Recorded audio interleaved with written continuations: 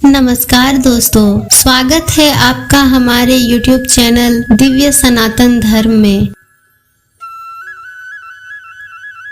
श्री सीताराम चंद्राभ्याम नमः। श्रीमद् वाल्मीकि रामायण बालकांड 8वां सर्ग। राजा का पुत्र के लिए अश्वमेध यज्ञ करने का प्रस्ताव और मंत्रियों तथा ब्राह्मणों द्वारा उनका अनुमोदन। संपूर्ण धर्मों को जानने वाले महात्मा राजा दशरथ ऐसे प्रभावशाली होते हुए भी पुत्र के लिए सदा चिंतित रहते थे।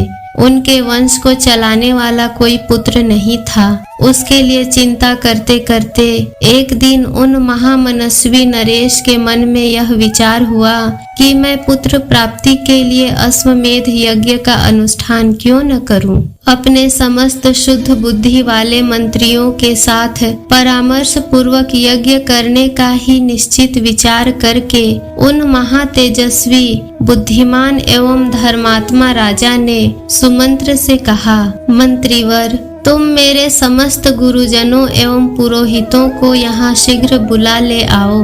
तब शीघ्रता पूर्वक पराक्रम प्रकट करने वाले सुमंत्र तुरंत जाकर उन समस्त वेद विद्या के पारंगत मुनियों को वहां बुला लाए। सुयज्ञ, वामदेव, जाबाली, काश्यप, कुल पुरोहित वशिष्ठ तथा और भी जो श्रेष्ठ ब्राह्मण थे, उन सब की पूजा करके धर्मात्मा राजा दशरथ ने धर्म और अर्थ से युक्त यह मधुर वचन कहा, महर्षियों, मैं सदा पुत्र के लिए विलाप करता रहता हूँ। उसके बिना इस राज्य आदि से मुझे सुख नहीं मिलता। अतः मैंने यह निश्चय किया है कि मैं पुत्र प्राप्ति के लिए अश्वमेध द्वारा भगवान का यजन करूं। मेरी इच्छा है कि शास्त्रोक्त विधि से इस यज्ञ का अनुष्ठान करूं। अतः किस प्रकार मुझे मेरी मनोवांछित वस्तु प्राप्त होगी, इसका विचार आप लोग यहाँ करें। राजा के ऐसा कहने पर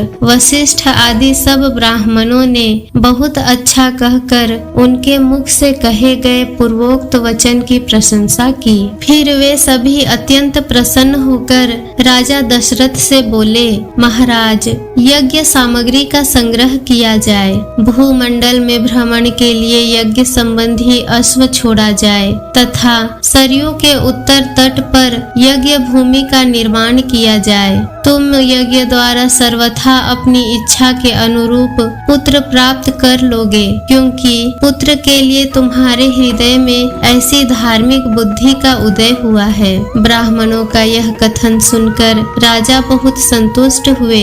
हर्ष से उनके नेत्र चंचल हो उठे। वे अपने मंत्रियों से बोले, गुरुजनों की आज्ञा के अनुसार यज्ञ की सामग्री यहाँ एकत्र की जाए। शक्तिशाली वीरों के संरक्षण में उपाध्याय सहित अश्व को छोड़ा जाए। सरयू के उत्तर तट पर यज्ञ भूमि का निर्माण हो। शास्त्रोक्त विधि के अनुसार क्रमशः शांति कर्म का विस्तार किया जाए, जिससे विघ्नों का निवारण हो। यदि इस श्रेष्ठ यज्ञ में कष्टप्रद अपराध बन जाने का भय न हो तो सभी राजा इसका संपादन कर सकते हैं, परंतु ऐसा होना कठिन है, क्योंकि विद्वान ब्रह्म राक्षस यज्ञ में विघ्न डालने के लिए छिद्र ढूंढा करते हैं। विधिहीन यज्ञ का अनुष्ठान करने वाला यजमान तत्काल नष्ट हो जाता है।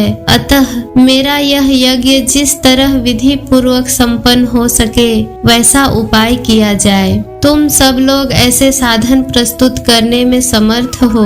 राजा के द्वारा सम्मानित हुए समस्त मंत्री पूर्ववत उनके वचनों को सुनकर बोले, बहुत अच्छा, ऐसा ही होगा। इसी प्रकार वे सभी धर्मज्ञ ब्राह्मण भी नृप श्रेष्ठ दशरथ को बधाई देते हुए उनकी आज्ञा लेकर जैसे आए थे वैसे ही फिर लौट गए। उन ब्राह्मणों को विदा करके राजा ने मंत्रियों से कहा, पुरोहितों के उपदेश के अनुसार इस यज्ञ को विधिवत पूर्ण करना चाहिए। वहां उपस्थित हुए मंत्रियों से ऐसा कहकर परम बुद्धिमान नृप श्रेष्ठ दशरथ उन्हें विदा करके अपने महल में चले गए।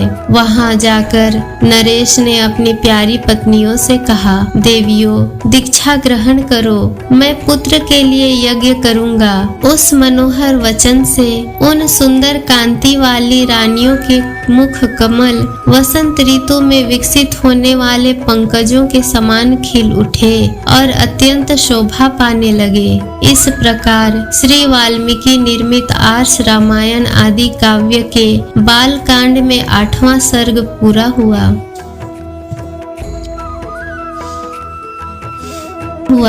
दोस्तों, यदि आपको मेरा वीडियो अच्छा लगता है तो प्लीज मेरे चैनल को सब्सक्राइब कीजिए और वीडियो को लाइक कीजिए। जय श्री राम।